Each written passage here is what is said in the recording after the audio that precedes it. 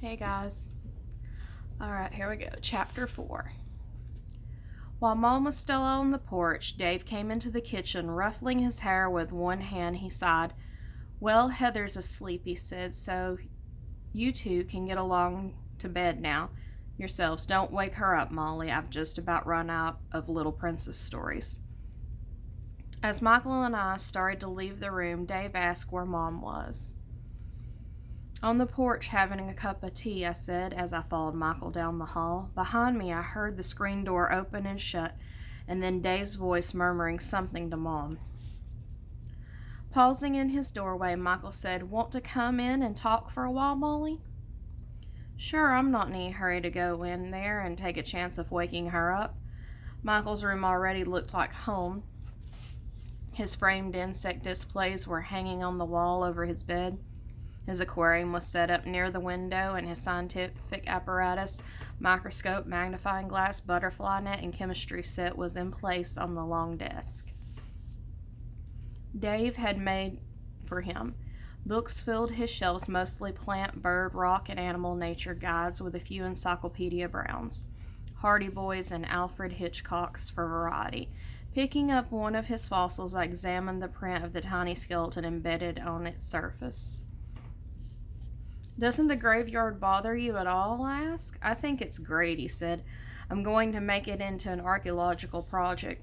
I'll study all the graves and figure out what the people died of. You don't mean you're going to dig them up?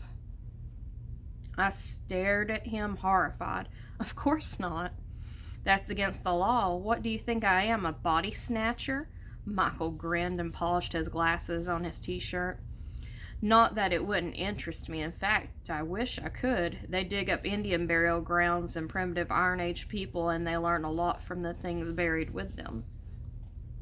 That's awful. I thought of all the movies I'd seen on TV involving the opening of pyramids and the curses of mummies.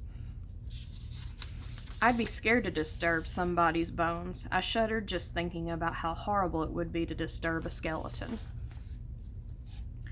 You really are scared of the graveyard, aren't you? Michael sounded curious. There's something about it, Michael. I gazed past his curly head at the window's dark rectangle, thinking of the tombstones behind the hedge, the tall weeds silvery in the starlight. It seemed to me that they waited there in the night for something, and I folded my arms tightly across my chest and tried to convince myself that I was being silly. Do you believe in ghosts? Michael leaned toward me. All he needed was a pipe in his mouth to make him the perfect scientist. I shrugged. I don't know. As usual, his rational approach was embarrassing me. I felt silly answering his questions. Pretending to yawn, I edged toward the door. I think I'll go to bed, Michael. He nodded. If you hear any funny noises or see a face at the window, just yell for me, he said as I started down the hall to Heather's and my room. I glared at him, sure now that I wouldn't be able to sleep for fear of what might be creeping toward the church from the graveyard. Just kidding, Molly, he whispered as I paused, my hand on the doorknob. The only weird thing you'll see tonight is Heather.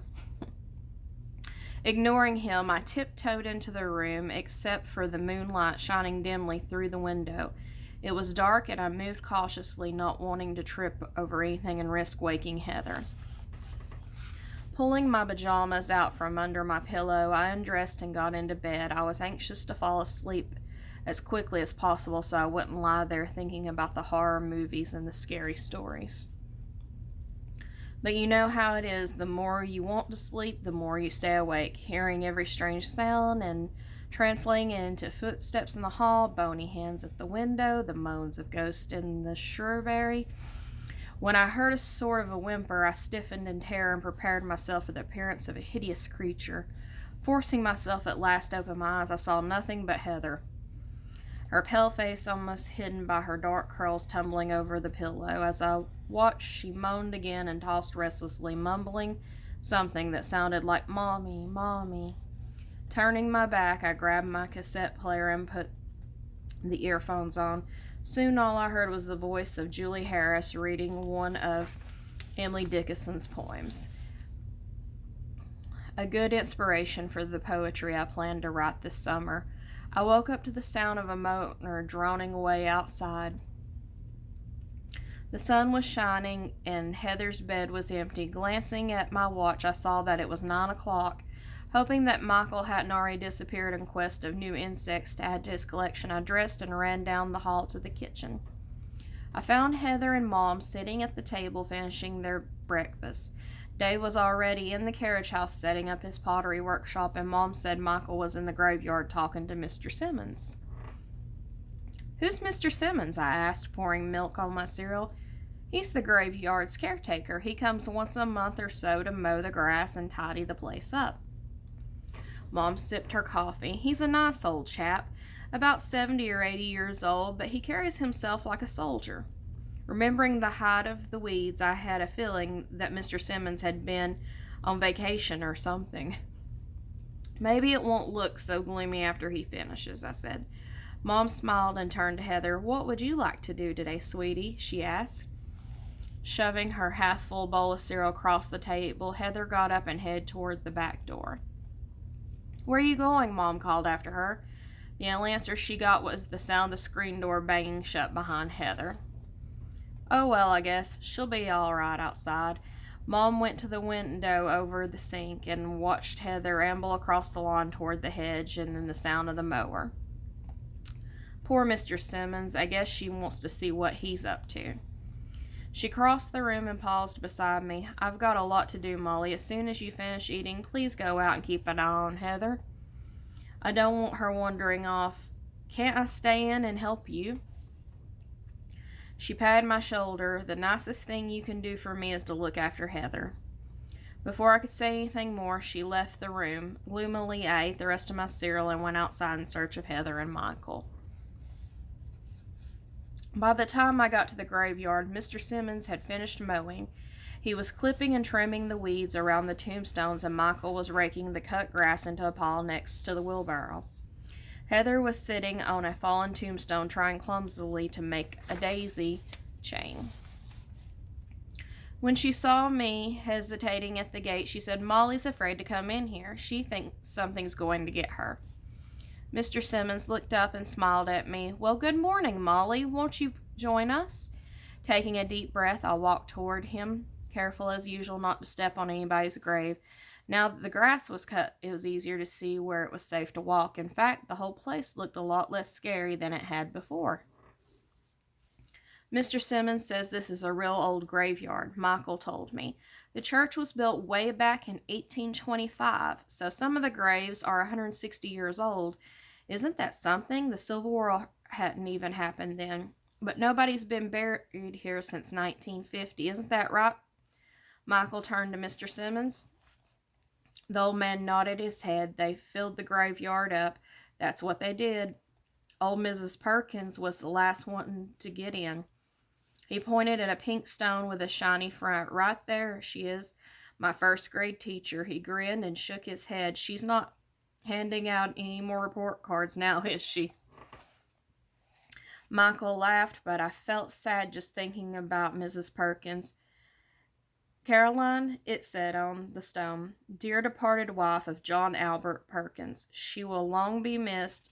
And right over here," Mr. Simmons went on, "is where my mother and father are sleeping." He rested his old hands on two stones.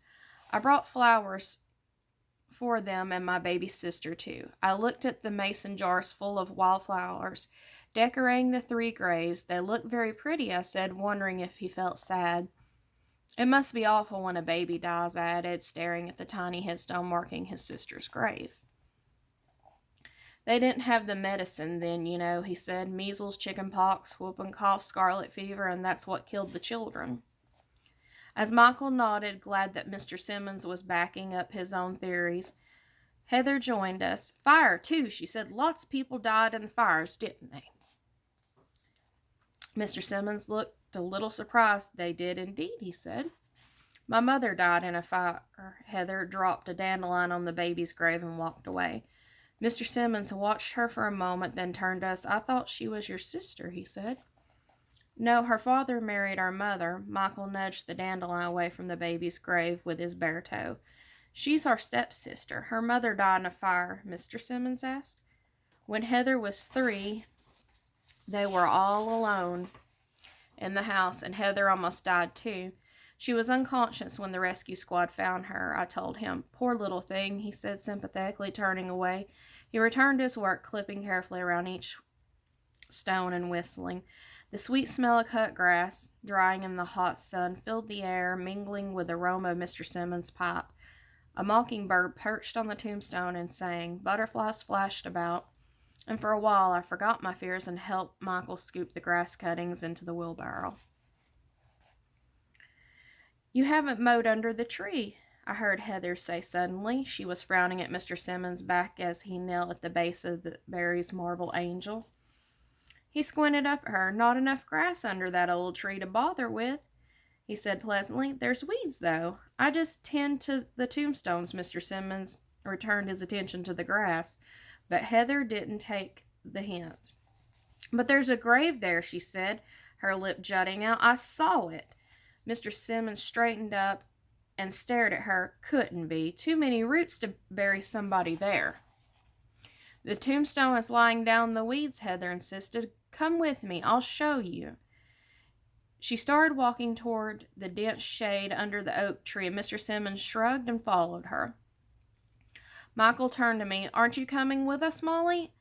I started to go with them, but I felt my goosebumps coming back. The cheerfulness of the day was gone, as surely as if a cloud had covered the sun. Something was wrong. I could sense it, if no one else could, staying where I was next to the relative safety of Mrs. Perkins' shiny new tombstone.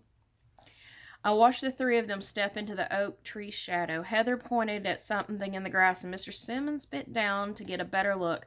Looks like you're right, I heard him say to Heather. Come here, Molly, Michael called. This is really interesting. As Heather smiled at me over her shoulder, daring me as she had before, I forced myself to join them. Mr. Simmons was struggling to right a small weather-stained stone. Well, I'll be, said. I've been tending these graves for 20-some years, and I never knew this one was here, never even looked for it. With the stone erect, he scraped away the dirt and moss to reveal the inscription, H-E-H. He read out loud, tracing the letters with his fingers. March 7th of 1879 to August 8th of 1886. May she rest in peace. He shook his head and set to working to pulling the weeds growing around the base of the stone. Strange, isn't it? Why is it strange? Michael asked. Well, she was just a child, 7 years old. Where's the rest of the family? What do you mean? Michael squatted beside him, staring at the gravestone. Well, look around, son. Families get buried together, he said. That's right, like the berry patch. Michael nodded astutely. Mr. Simmons looked puzzled for a moment, but then he chuckled. Yes, the berry family, all together. They are with their very own angel to watch over them. He relit his pipe and stood up, gazing about the graveyard. The stones usually say beloved daughter or something like that, he mused, but there's this child all by herself, no name. Just the initials, no other grave close by. It just doesn't seem right somehow. It's my initials, Heather said suddenly, removing her thumb from her mouth and touching the stone lightly. Heather Elizabeth Hill. My age, too. She added as we all stared at her. Well, now, that is a coincidence, Mr. Simmons said, lopping away the last of the weeds. He took Heather's hand and led her out into the sunlight. I wouldn't play here, he said to her. Even with the weeds gone, it's a good place for snakes. Poison ivy, too, from the looks of it. He gestured at the shiny green leaves flourishing in the shade and twisting up the oak's trunk. I'm not afraid of snakes, Heather said, or poison ivy either. I never get it. Mr. Simmons frowned down at her. You listen to what I tell you, young lady. That's the kind of shade a copperhead loves. When one of them bites you, you'll know it. Heather gave the old man a scornful look and pulled away from him. I'll play wherever I want to. You're not my boss. Then she stalked off head high, black curls lifting in the breeze. Uppity little creature, Mr. Simmons said. How about giving me a hand with the wheelbarrow? He asked Michael. As the two of them trundled off toward the compost heap, I walked back to the house. Although Heather was nowhere in sight, I could hear Dave's voice in the carriage house, and I suppose she had gone in there to tell him how mean Mr. Simmons was. Finding a shady spot on the back steps, I sat down and gazed across the yard at the oak tree standing guard over H.E.H.'s lonely grave. Why hadn't the child's name been carved on the tombstone? Why was it all alone? I shivered again, despite the heat, and wondered how I would feel if the initials had been mine instead of Heather's. All right, guys, I'll see you in Chapter 5. Catch you later.